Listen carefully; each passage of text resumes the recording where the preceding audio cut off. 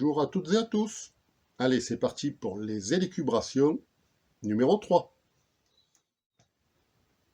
Modifier et transformer, c'est bien des synonymes.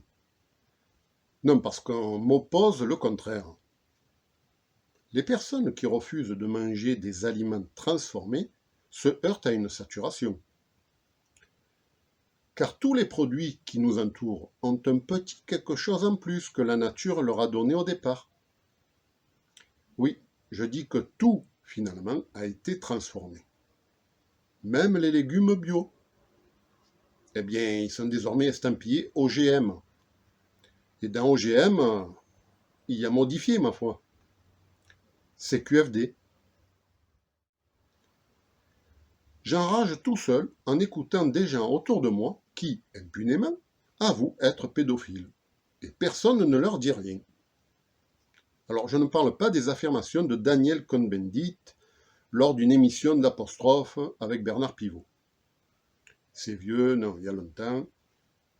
Non, je parle de gens qui disent, par exemple, « Moi, je suis marié avec 2 enfants » ou « Moi, je suis marié avec une fille de 9 ans ». Mais où on va, là? C'est de la pédophilie et on ne fait rien. C'est ça la France aujourd'hui? Je vais vous raconter la fois où j'ai foiré une soirée pour une femme, à cause de ma chaussure, parce que je l'ai défoncée. Je venais de rencontrer Jennifer, et on sortait pour la 3e fois tous les deux. On était à une fête foraine.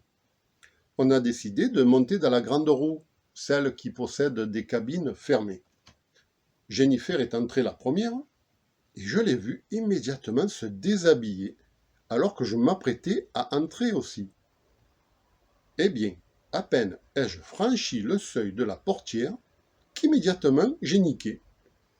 J'ai niqué ma chaussure sur la traverse basse du cadre, et je me suis affalé au sol. Le reste du trajet, je l'ai fait en me tenant la mâchoire en sang. Tenez, j'ai pris cette photo dans un centre commercial en Italie. Ils annoncent l'arrivée de notre président. J'ai peur pour l'intégrité du bâtiment. Dans un tout petit village de montagne, tout a basculé depuis la mort du pauvre Ernest.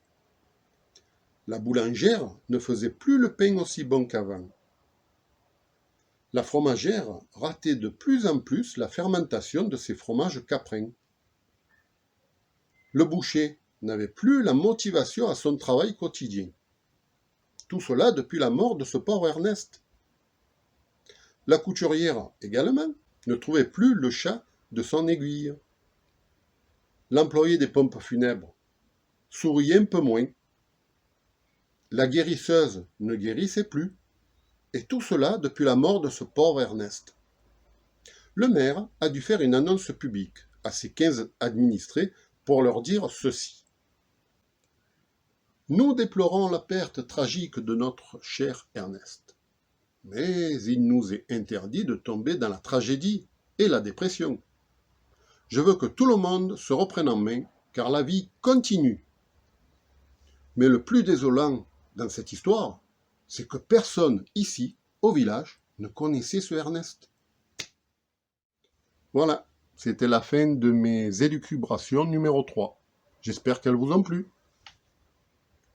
À la prochaine!